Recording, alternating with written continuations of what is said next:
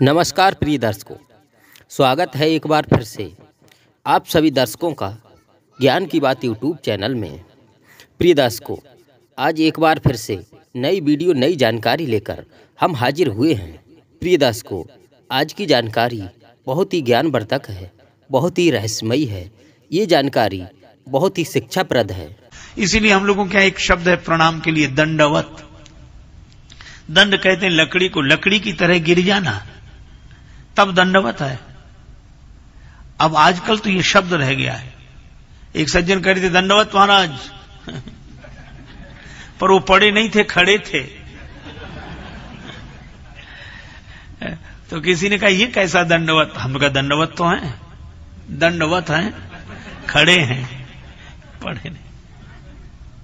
तो ऐसा दंडवत तो दंडवत है, दंड के समान है। इसलिए भाई ये झुकना आ जाए और लकड़ी की तरह झुकना आ जाए, बिल्कुल सीधा। हमारे झुकने में भी सरलता हो, सहजता हो। पर एक अद्भुत बात है, सती जी को संशय हुआ। चलो, संशय होना भी बुरा नहीं है, पर इस संशय को स्वीकार कर लेना यही सबसे बड़ी बात है। एक सज्जन बोले कि सबसे बड़ा ज्ञान क्या है? सबसे बड़ा ज्ञान क्या है? वो ऐसे ही चर्चा कर रहे थे आपस में, तो हम कहने लगे कि सबसे बड़ा ज्ञान क्या है? हमने कहा अपने अज्ञान का ज्ञान। सबसे बड़ा ज्ञान यहीं से शुरुआत होती, अपने अज्ञान का ज्ञान। और मुझे तो लगता है कि जिसे अपने में अज्ञान दिखता है, जिसे अपने में अज्ञान दिखता है, उसी को गुरुदेव में ज्ञान दिखता है, और जिन्हें गुरुदेव में ज्ञान दिखता है उन्हीं को जगत में भगवान दिखता है। अपने में अज्ञान, गुरुदेव में ज्ञान, तो जगत में भगवान। तो कहा कि अज्ञान, एक सज्जन ने और तर्क किया कि जब भीतर अज्ञान ही है तो देखेगा क्या?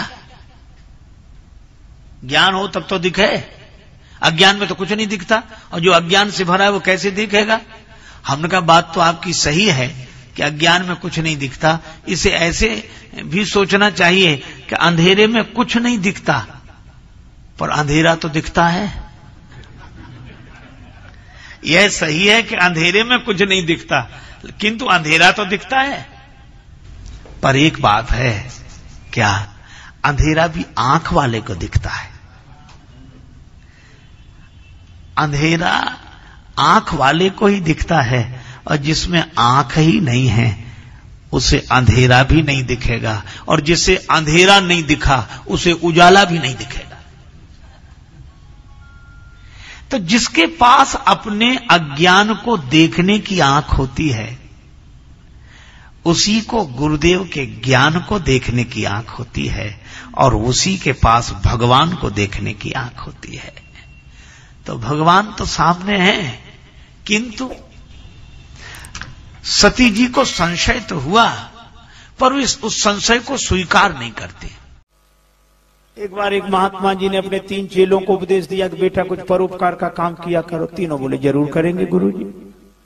लेकिन क्या होता परोपकार? बोले भूखे को भोजन, प्यासे को पानी, गरीब की सहायता, दीन दुखी की सहायता, यही सब परोपकार होता है। तीनों बोले करें। एक काम जरूर किया करो। हाँ गुरुजी जरूर। दूसरे दिन शाम को लौटे, कुछ परोपकार का काम किया। हाँ महाराज किया। क्या? बोले एक बुढ़िया सड़क पार नहीं कर पा रही थी, हमने उसका हाथ पकड़ा, उस बुढ़िया को सड़क पार कराई। ठीक, बहुत अच्छा, आशीर्वाद करना चाहिए ऐसे ही काम। अब दूसरे से पूछा तुमने? दूसरा चेला बोला गुरुजी हमने भी उसी बुढ़िया को सड़क पार कराई। तो ये 2 की जरूरत क्यों पड़ी? शायद सामान रहा होगा कुछ ऐसे। लेकिन आश्चर्य तो तब हुआ जब तीसरे चेले से पूछा तुमने? तीसरा चेला बोला गुरुजी हमने भी उसी बुढ़िया को सड़क पार कराई।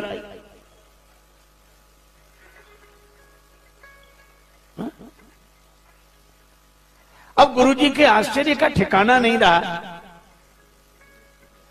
कि 3 की जरूरत क्यों पड़ी। एक बुढ़िया को सड़क पार कराने में 3 की जरूरत क्यों पड़ी।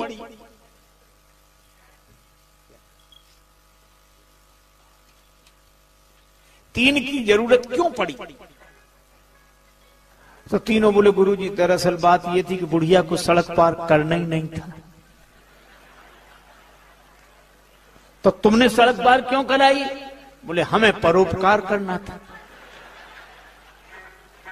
तो हमने बुढ़िया से कहा चल तुझे सड़क पार कराएं। वो बोली हमें नहीं जाना। बोले तुझे नहीं जाना पर हमें तो परोपकार करना है। तो उसने जिद की तो दोनों हाथ पकड़ लिए और खींच कर ले जाओ तो वो गालियां देने लगी। तो तीसरे ने हाथ पकड़ा। तीनों ने मिलकर परोपकार कर दिया। गुरुजी बोले मूर्खो वो गाली देती रही तो भी तुम्हें समझ में नहीं आया। बोले गुरुजी आप ही तो कहते थे कि अच्छे काम में गाली भी मिले तो परवाह नहीं करना चाहिए, कर देना चाहिए। अब बोलो ये परोपकार है, ये परिहित है। बहुत बार तुम धर्म के नाम पर धर्म करते रहते और धर्म के नाम पर हम जो धर्म करते हैं उसका धर्म से कोई संबंध। एक राजा को बड़ी चिंता हुई कि हमारे राज्य में कितने आलसी हैं, तलाश करो। मंत्री बोला सरल उपाय है, आप आलसी घर बनवाओ। आलसी घर बनाया गया। राज्य में मुनादी हुई कि जो आलसी हो उनके लिए सुनहरा अवसर, आलसी घर में पधारें, आराम से रहें। सारी व्यवस्था राज्य की ओर से होगी। आलसियों के लिए एक आवश्यक शर्त है, कर कुछ नहीं सकते। दूसरे ही दिन आलसी घर भर गया। दूसरा बनाया वो भी भर गया। राजा को बड़ी चिंता हुई कि हमारे राज्य में इतने आलसी। मंत्री बोला कि सरकार इतने आलसी हो ही नहीं सकते, तो असली आलसी कैसे मिले। कहा घास फूस के झोपड़े हैं, आलसी घर लगा दो आग। अब आलसी घर में आग लगे। अब आग लगे तो कौन रुके। आग लगी सब भागे। लेकिन आश्चर्य दो फिर भी पड़े रहे। एक आलसी दूसरे से कह रहा था कि अब तो झोपड़े में ही आग लग गई। दूसरा बोला अब उठकर कौन जाए, आग तो खुद जलते जलते यहीं आई जा रही है। आंखों में जलन। मंत्री ने कहा कि महाराज यही दो हैं, बाकी नहीं है। तो क्या हुआ, बना कर दी। ये चूरन है, गर्म पानी से ले लेना, पेट ठीक हो जाएगा। और इसमें ये अंजन है, इसको आंख में लगाना। ठीक है, लेकर तो गया। पुड़िया भी सही थी, वैद्य जी भी सही थे। घर जाकर पुड़िया बदल गई। अब अंजन को तो चूरन समझ के खा गया और चूरन को अंजन समझ के आंख में लगाया। बड़ा दुखी हुआ। पर इसे दुख किसने दिया, दवा ने दिया या वैद्य ने दिया? अरे इसकी बेवकूफी ने दिया, ना समझी ने दिया। एक आदमी बड़ा हैरान था, बड़ा परेशान। कोई खो गया, कोई खो गया। किसी ने कहा क्या हुआ, कौन खो गया? मेरी पत्नी खो गई है, मिल नहीं रही। पत्नी खो गई? हाँ। तो नाम पता बताओ तो हम भी तुम्हारी सहायता करें, तुम्हारी पत्नी को खोज निकालें। नाम क्या है? बोला हमारा नाम बेवकूफ है। बेवकूफ? हाँ। और तुम्हारी पत्नी का क्या नाम है? तो बोला फजीहत। तो वो आदमी बोला छानते फिजूल यार आसमां जमी, छानते फिजूल यार आसमां जमी, और बेवकूफ अगर हो तो फजीहतों की क्या कमी। यहां जा वहां फजीहत।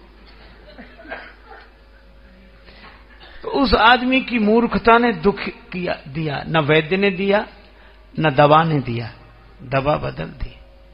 और अगर यह देखा जाए तो यह कहानी हमारी है, किसी और की नहीं। भगवान का भी दोष नहीं है। काल ही कर्म ही ईश्वर ही मिथ्या दोष लगाए। क्यों? भगवान ने तो 2 पुड़िया दी थी, एक चूरन की एक अंजन की। ये 2 पुड़िया क्या है? एक दिल और दिमाग।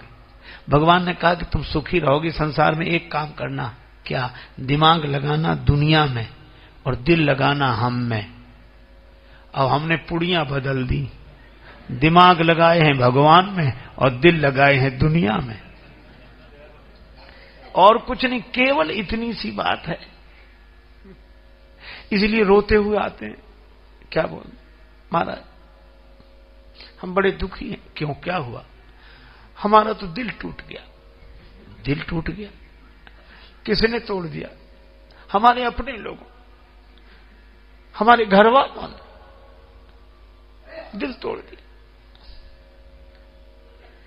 जो ये शिकायत करते हुए आते हैं, उनसे पूछो कि तुमसे दिल लगाने के लिए कहा किसने था?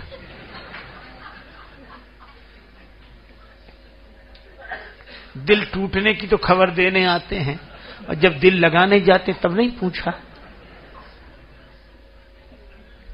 घर ने दिल तोड़ दिया। अरे पुड़िया बदल गई, घर दिल से नहीं दिमाग से चलता है। इसलिए संसार पर विचार करें, विचार पूर्वक संसार में रहें और विश्वास पूर्वक भगवान में रहें।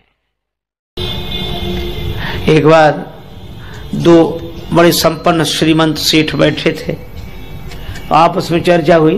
एक बोला हमारा नौकर बड़ा मूर्ख है, दूसरा बोला हमारे नौकर से ज्यादा मूर्ख नहीं हो सकता। तो पहले वाला बोला नमूना देखोगे? हाँ। अरे इधर आओ, बुलाया, 10 रुपए दिए, जाओ बाजार से टेलीविजन ले आओ 10 रुपए में। और वो 10 रुपए लेके चला गया टेलीविजन लेने। उसने अपने मित्र का देखा, इसका ये 10 रुपए में टेलीविजन लेने जा रहा। दूसरा बोला कि अब हमें अपने नौकर का नमूना दिखाने का अवसर दो। हाँ। उसने अपने नौकर को बोला इधर आओ। हाँ कहिए साहब। तुम ऐसा करो, ऑफिस तो तुमने देखा है? हाँ देखा है। ऑफिस में चले जाओ। हाँ तो वहां जाकर ये देखो कि हम वहां हैं कि नहीं। और दूसरा भी चला गया। मालिक दोनों हंस रहे थे कि कैसे मूर्ख है, लेकिन ये मूर्ख की पहचान है जो अपने को मूर्ख समझे, जिससे अपनी मूर्खता ही समझ में ना आए। वो दोनों मिल गए वहां। नौकर मिले तो कहने लगे हमारा मालिक बड़ा मूर्ख है। क्यों? कह रहा था 10 रुपए में टेलीविजन ले आओ। टेलीविजन तो हम 4 ले जाते, पर उसे ये तो सोचना चाहिए था आज इतवार है, बाजार बंद है। बोलो। और दूसरा क्या कहता है कि हमारा मालिक और ना समझ हमसे कहता तो ऑफिस में जाके देखो कि हम वहां हैं कि नहीं। हमको भेजने की क्या जरूरत थी? फोन नहीं कर सकता था?